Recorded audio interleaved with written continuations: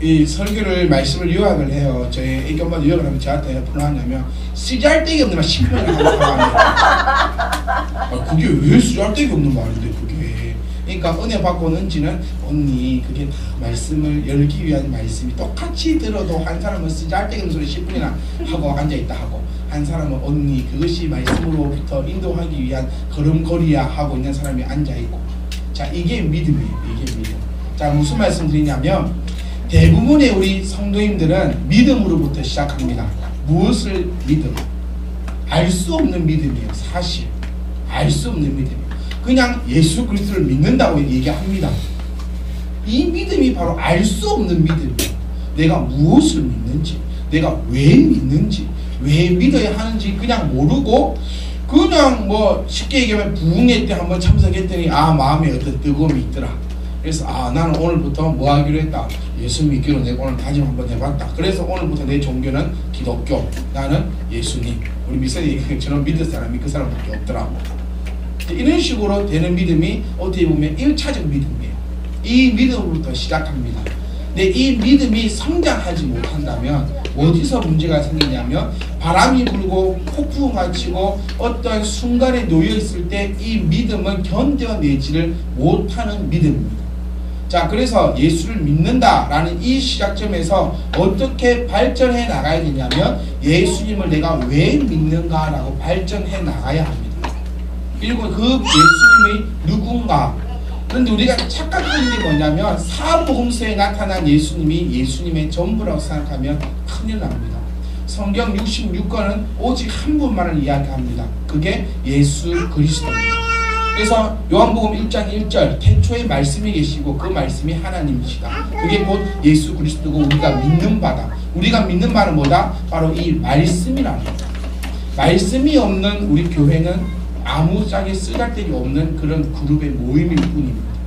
이곳에서 아무리 좋은 명사가 와서 명강의를 하고 명언을 얘기하고 좋은 가르침을 준다 하더라도 그것은 생명이 없는 것이다 라고 우리가 알고 있으셔야 한다는 거예요.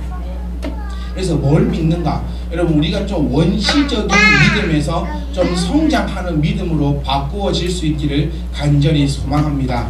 아멘. 하나님도 제가 말씀드린 것처럼 아는 것만큼 내게 음성을 주십니다. 우리 간혹가다 이런 얘기 있어요. 하나님의 음성을 듣는다고. 내 마음에 이런 걸 주시고 와 이랬는데 그것이 무슨 소리냐면 내가 알고 있는 그 말씀을 떠오르게 하신다는 거예요. 내가 말씀을 알아야 하나님의 음성도 깨닫습니다. 그런데 여러분들뿐만 아니라 근데 저는 정말 자랑스러운 게 뭐냐면요.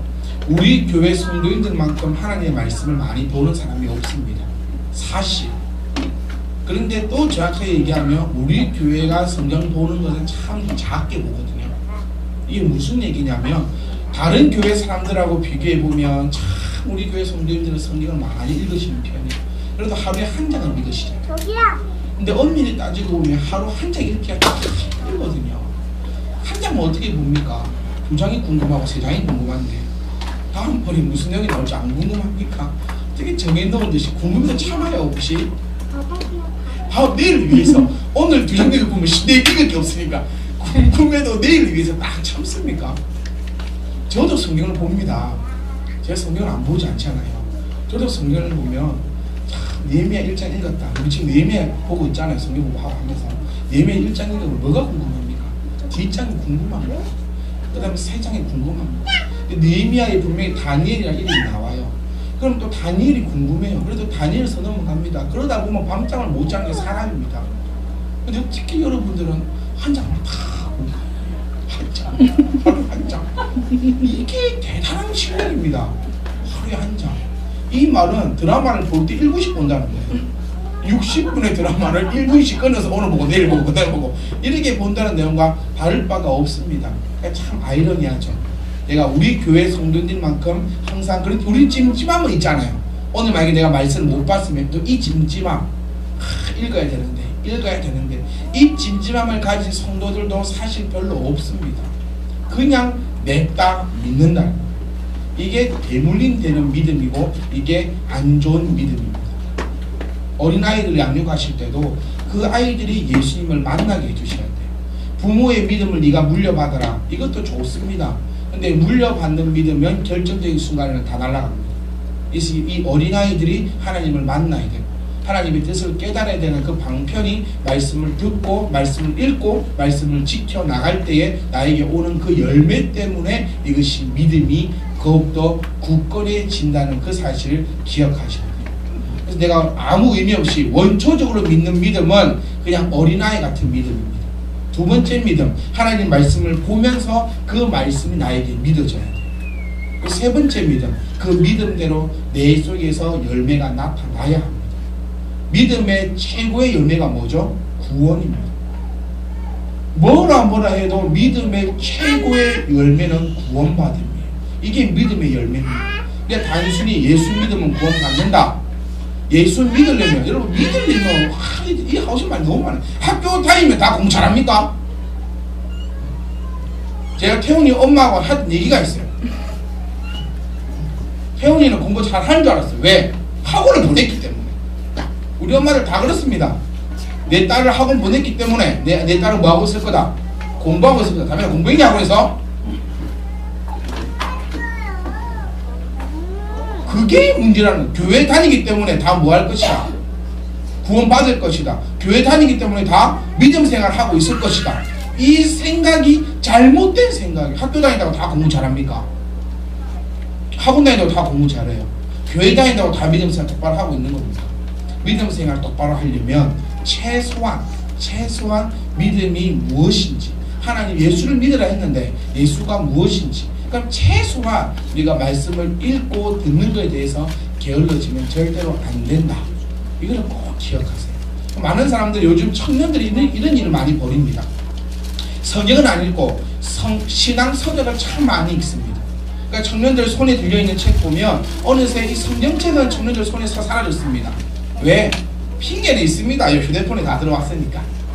저도 어디 가서 성경책 안 들고 다니거든요. 휴대폰에 다 있으니까. 근데 청년들 손에 성경책이 사라지고 어느 날부터 유명한 목사님이 적으신 신앙 서적은 손에 들려있다는 겁니다. 이것이 잘못된 믿음 생활입니다. 어딜 통해서 만나야 됩니까? 오리지널을 통해서 만나요. 하나님은 오리지널을 통해서.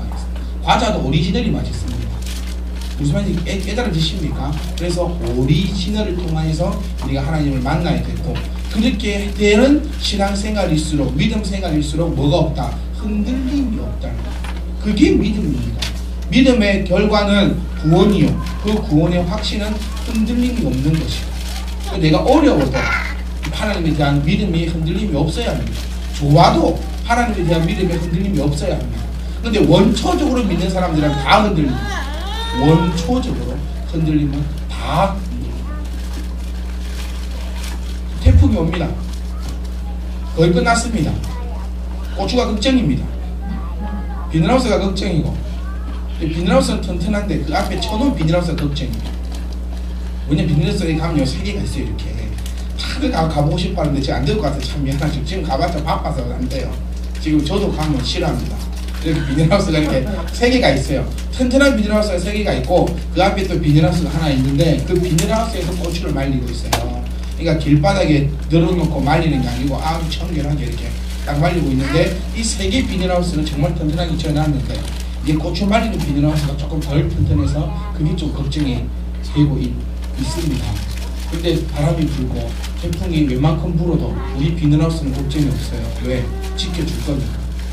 그런데 이 참 아이러니한 게 그 노지에 땅에 심어놓은 고추는 좀 뽑히고 벌레가 먹겠죠. 농장을 보시면 좀 이렇게 물도 요즘에 이렇게 물 뿌리기를 안 줍니다. 모르셨죠? 요즘 이렇게 모터로 따기를 해가지고 땅에 관 다 심어가지고 땅에서 이렇게 물이 나옵니다. 비료를 그 물에 타요. 그 비료를 손을 시저면 손에 동냄새 납니다. 제가 끄지 갖고 손에 쭉 쪄가지고 손에 이상한 냄새가 나요. 지금 별래 쓰잘데기 얘기하는데 또 욕먹는데, 엊그저께 제가 갔어요. 그 시골에 가가지고 이렇게 물 주는 통이 있어요. 물 큰 통에 이렇게 모터를 박아가지고 이렇게 호스를 통해서 물이 쫙 나가서 고추에 자동화로 물을 줍니다. 그러니까 제가 그 물 주는 역할을 맡아가지고 딱 갔는데 좀 몸이 더워요. 그래서 그 물이 한 달에 담겨 있거든요. 보면. 그러다 제가 손을 넣고 쓱쓱 젓고 시원하게 이렇게 잘 놀았어요. 저 혼자. 이렇게 하면서 지하수라 정말 시원해요 물이. 실컷 놀고 이까지 넣었어요. 물 손을 넣어가지고 너가 많이 먹어라 이렇게 하면서 싹 젓고 손을 딱 뺐는데 그때부터 냄새가 나요. 똥냄새가 나요. 분명히 지난번에 제가 한번 줄 때는 냄새가 안 났거든요. 제가 그때 봤을 때는. 그래서 별 의심을 지었는데 무슨 똥냄새인가 싶었더니 이게 천연백비래요. 이게 잘 안 주는데 꼭 주는 날 와가지고 그걸 또 손으로 쭉 쪄가지고 냄새가 이렇게 나는데, 그러니까 그 고추는 지금 다른데 고추는 자빠지고 넘어지고 그렇게 될 수도 있습니다. 참 아이러니해요. 제가 지금 기도할 때마다 어떻게 해야 될지 좀 아이러니. 그러니까 이게요, 이게 있습니다. 수확이 많아지잖아요. 풍년이 나잖아요. 그럼 가격이 좀 떨어져요. 근데 풍년이 안 되고 나만 잘 되면 좋거든요. 그럼 가격은 오르니까. 근데 그래 되면 또 누군가는 울 거 아닙니까? 노지 땅에 심는 사람들. 그러니까 제가 지난번 태풍 올 때는 정말 주여 기도했는데, 이번 태풍 올 때는 지난번 집사님 저한테 말씀하시기 너무 안 와도 안 된다. 적당히 와줘야 주여 이거 엄청 어렵다니까. 내가 뭐라 기도를 모르겠어. 그러니까 만약에 우리 교회에요 노지에 고추도 일부러 큰일 납니다. 이거 한 분은 비닐하우스 짓고 한 분은 노지에다가 고추 심고 있으면 저는 뭐라 기도해야 됩니까? 그러니까 참 어려워요. 그러니까 내가 앉아가지고 주여 태풍인데 아시지요? 알아서 주여 제일 좋은 쪽으로 이렇게 기도하고 있는데, 비닐하우스가 있으면 안전합니다. 땅에 그냥 심어놓은 것보다 안전하겠죠. 그게 우리의 믿음이 되어야 된다는 거예요. 믿음으로, 말씀으로 그냥 무조건 믿어라. 이 믿음은 좀 옛날 쌍팔년대 믿음. 아무것도 모를 때 그만 믿어라. 믿으면 뭐 된다? 복 받는다. 믿으면 천국 간다 하더라. 이러니까 지금 이 시대에 그 믿음의 신앙을 물려 이어받은 청년들이 교회를 다 들어간다는 거예요. 믿는 이유는 뭐야? 내가 왜 믿어야 돼? 그러니까 우리는 지금부터라도 예수 그리스도를 말씀을 통해서 만나게 되면 의심하지 않습니다. 만나게 되면 확실합니다. 왜? 답이 이 안에 있으니까. 우리 오늘 또 오전 말씀 통해 배웠잖아요. 알았잖아요. 성공 앞에는 뭐가 있다? 실패가, 방해가 있다는 겁니다. 이걸 모를 때는 예수 믿는다 해갖고 잘 될 줄 알았는데, 분명히 예수 믿으면 복, 예수 믿으면 구원해서 믿었는데 안 되니까 다 넘어진다는 거예요. 근데 말씀 보니까 성공 앞에는 방해가 있을 수 있구나. 나 힘든 일 닥쳐오면 이것도 하나님 은혜구나 라고 믿음으로, 기도로, 신앙으로 물리치며 마지막에는 승리의 깃발을 나부킬 수가 있다는 겁니다. 그래서 대비하고 익히고 알아가야 한다는 것입니다. 무슨 말인지 이해하시죠? 그러니까 제가 요즘 계속 많이 듣는 말이 고추밖에 없어요. 저희 아들이 엊그저께는 아빠 고추 몇 개 따고 왔어? 나는 농부가 아닌데, 직업이 농부가 아닌데 우리 아들 요즘에 아빠 고추는 잘 익어가고 있어? 아빠 고추는 몇 개 땄어? 아빠 고추 5개만 따고 와야 돼? 이거 안 나와. 아빠 5개만 따고 와. 막 그러고 있어요. 그러면서 제가 집사님을 보면서 이야기 들어요. 이제 3년 되셨다는데, 참 3년 그 짧은 순간에 비닐하우스 한번 날아가는 경험도 하셨고, 그 경험을 해놓으시니까 이제 뭐도 잡고 이거 하고 주변을 살펴보면서 엊그제 갔는데 다른 집 비닐하우스는 새까만 걸 덮어놨던데 우리 비닐하우스만 새까만 걸 안 덮어놨더라고요. 제가 그 이름 모르게 새까만 걸 덮어요. 이렇게 차강막 몰라 있어요. 차강막 비닐하우스가 있고 이 가서 보시 이게 성리순리를 한 것과 안 한 거의 차이가 여기서 있는 거예요. 저는 눈으로 봤어요. 비닐하우스가 크게 있으면 그 위에 차가막을 덮습니다. 새까만 거. 저걸 제가 왜 덮냐고 물어봤어요. 저걸 햇볕을 가리는 건데 왜 덮습니까? 그러니까 비가 오면 그게 비를 먹어서 비닐하우스를 더 단단히 잡아준다는 거. 다른 집은 다 해놨는데 우리 집만 안 해놨어. 뒤늦게 또 막 치셨어요. 그러니까 첫 번째 동사할 때는 한 번 더 날라도 가보고 저것도 해보고 이것도 해봤지만 지금 그게 다 뭐가 된다? 경험이 되어 더 튼튼하게 지어진다는. 믿음도 마찬가지예요. 처음에 내가 이런 신앙 아무것도 모르고 그냥 믿는다 하던 신앙에서 말씀을 보고 또 듣고 들으면서 뭐가 나요? 열매가 난다는. 농사의 가장 꽃은 열매입니다. 그게 열매예요. 새빨리 고생하고 돈 이빨 투자는 열매 하나도 없어요. 신앙생활도 마찬가지입니다. 내가 교회 와서 예배드리는데 앉아 있었고 성경 보라 하면 어떤 마음으로 여러분들이 성경을 보시는지 모르겠어요. 목사님이 안 읽으라 안 하면 또 뭐라 한 게 있는지, 앞에 읽으니까 창피해서 읽는지 전화하니까 그게 부끄러워서 읽는지, 그거는 모르겠으나 어쨌든 읽고 계신다는 거예요. 그래서 성경 읽었지. 그리고 또 그 말씀대로 실천하셔야 합니다. 그러면 열매가 이루어져 간다는 거예요. 처음부터 아무것도 알면서 시작할 수는 없지만 모르면서 시작해서 한 개 한 개씩 밟아 올라가면서 나중에 뒤에는 아주 놀라운 은혜. 그게 바로 이 12명의 제자들이었습니다. 예수님의 12제자들. 처음에 뭐 따라갔습니까? 예수 믿는 믿음으로 따라갔습니다. 어떤 믿음? 잘못된 믿음이죠. 예수 믿음 뭐 될 거다? 하나는 우편에 하나는 좌편에 앉아 영광을 누릴 것이라는 그 믿음으로 따라간 것이 제자들이었습니다. 그런데 말씀을 그래도 알고 있던 이 제자들은 마지막 날 예수를 바로 믿어 예수를 위해 죽었고, 그냥 이거 모르고 따라가던 그 셀 수 없는 사람들은 지금도 예수를 다 떠나가 있다. 여러분들도 예수를 믿을 때 바른 믿음을 가지고 바르게 한 걸음씩 한 걸음씩 나아갈 수 있기를 주님으로 부탁드립니다. 이제 5분만 더 하고 마치겠습니다. 이제 오늘 함께 보실 사람은 야고보입니다. 야고보. 우리 지난주에 누구 봤죠? 안드레. 오늘은 야고보. 야고보의 이름의 뜻은 발꿈치를 잡다, 발 뒤축을 잡다라는 의미입니다. 야고보 이름의 뜻은 뭐 그리 중요한 건 아닌데 모르고 있는 것보다 훨씬 낫습니다. 야고보의 이름의 뜻은 발꿈치를 잡다, 발 뒤축을 잡다. 야고보는 성경에서 많은 사람이 나옵니다. 세베대의 아들이자 요한의 형제인 게세란의 호수의 어부인 야고보. 오늘 본문입니다. 세베대의 아들, 예수님의 제자. 그리고 예수님의 동생, 형제 중에서도 야고보가 있고 알페오의 아들 야고보, 이런 사람들이 막 있습니다. 자, 이 야고보는 세베대의 아들이며 모친은 살로메이고 사도 요한의 형제입니다. 자, 사도 요한, 세례 요한 아니고 우리 요한에서 되게 헷갈리는데, 세례 요한은 예수님 전에 죽었습니다. 세례 요한이 죽고 예수님이 사역 시작하시잖아요. 세례 요한은 세례 주는 사람, 사도 요한은 예수님의 제자로서 요한계시록을 적은 아주 오래 산 사람입니다. 이 사람은 오랫동안 살면서 사역했던 사도 요한의 동생이 바로 이 야고보입니다. 자, 이 야고보는 갈릴리 해변에서 부친과 더불어 그물을 잡던 중에 부름을 받아 예수님의 12 형제가 됩니다. 근데 이 사람의 특징이 뭐냐면 이 사람 마음도 다른 저들과 같이 콩밭에 가 있고 그의 어머니조차 아주 큰 콩밭에 가 있다는 것입니다. 저는 오늘 이 부분만 우리 어머니께 한번 말씀드리고 마치고 싶어요. 여러분들의 아들에 대한 바람이 과연 무엇이 있습니까? 오늘 본문 읽었던 말씀도 보시면 이 어머니, 그때 세베대의 아들의 어머니가 그 아들을 데리고 와서 예수께 와서 절하며 무엇을 구하니, 무엇을 구하는 조차 모르게 지금 얘기하고 있으니까 예수님이 여자야 니 뭐라 얘기하냐 이렇게 물어보니 그가 정확하게 얘기하는데, 하나가 누구죠? 사도 요한입니다. 하나는 주의 우편에, 하나는 주의 좌편에 두게 하소서. 자, 이 세례 요한과 사도 요한과 이 친구들의 엄마가 자기 아들을 보낸 이유는, 예수님을 따라가라고 한 이유는 뭡니까? 세상에서 훌륭한 사람 되라는 겁니다. 여러분, 왜 아들들을 딸들을 교회에 보냅니까? 훌륭한 사람 되라. 근데 성경은 그렇게 이야기하고 있지 않습니다.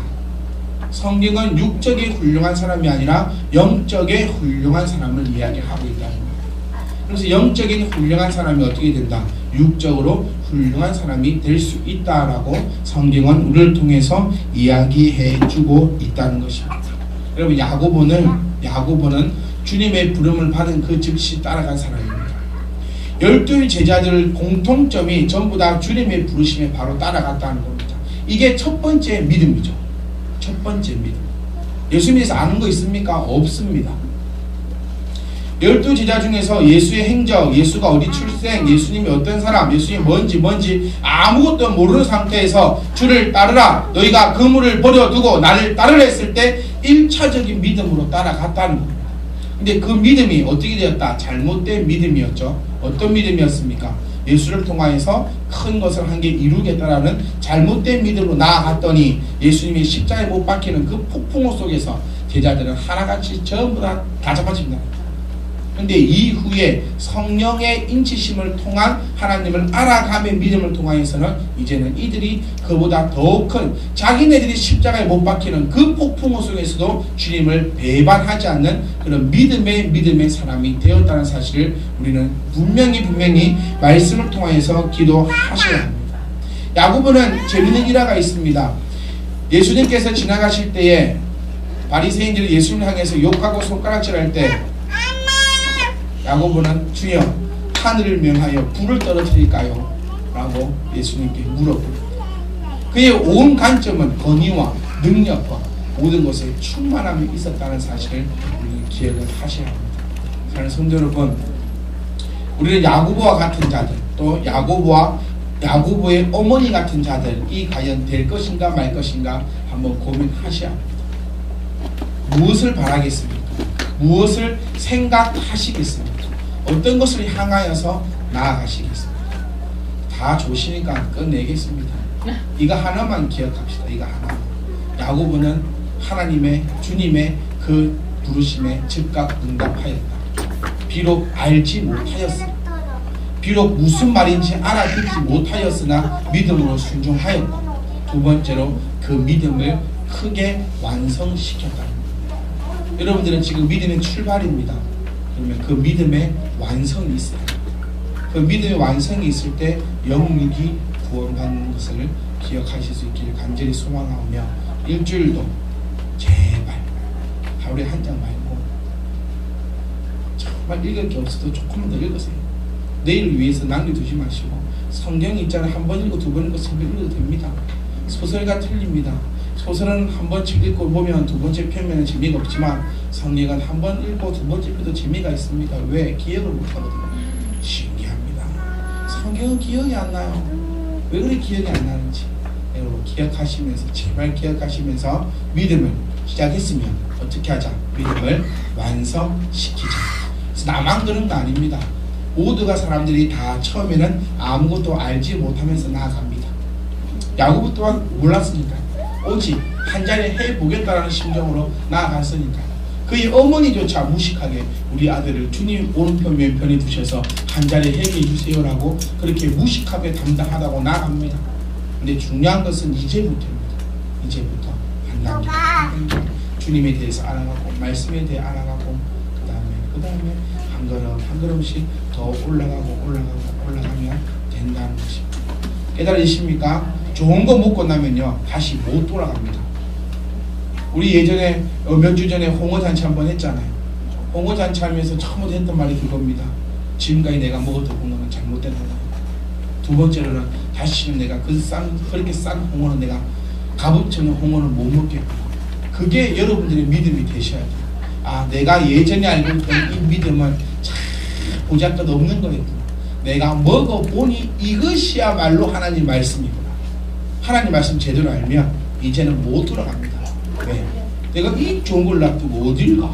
이 맛있는 걸 놔두고 그렇게 되니까 여러분 그 믿음의 지금 순간들 한 걸음 한 걸음씩 함께 자라나며 또 성장하며 함께 저 하나님의 그 영광을 위해서 나아가고 그를 나아가면서 뭘 얻자? 열매를 수확하자. 열매 수확함을 통해서 같이 나눠줘야 돼요. 같이 사랑의 열매 따서 누구에게? 내 옆에 있는 사람에게 주셔야 합니다. 이해하시죠? 성령의 9가지 열매. 그 성령의 9가지 열매를 내가 주렁주렁 열어서 내 옆에 있는 내 남편에게 내 열매를 따먹으세요. 남편이 막 화내고 있다. 이유 없이 화낸다. 여러분 부인도 같이 네가 돌았나 막 이러면서 화내지 마시고 화를 쭉 돌려서 여보 화내고 있구만. 내 성령의 나무 내 나무에서 이 화평의 열매를 따먹지 않을래? 이 정도는 돼야 믿는 성도라는 거예요. 와이프가 아내가 막 화를 낸다. 그러면 같이 화를 내고 막 이렇게 하는 게 아니라 여보 내 속에 있는 내 지금 사랑의 열매 안 보여? 한번 보세요. 옆에 지금 보이는 거 보이는 거. 봐봐 둘이 누나한테 보여? 안 보이지? 그렇지. 영적으로 떠 있구만. 영적으로 떠 있고. 사랑의 열매가 왜 창피한 줄 알아서 하면 돼. 다시 보세요. 봐봐. 정확하게 봐줘. 사랑의 열매가 있어요? 대체 맨날 모르는데. 자, 정수민 집사님 있습니까? 사랑의 열매. 사랑의 열매 있어요 지금 김영희 집사님한테? 있습니다. 이 정도면 이제 있어.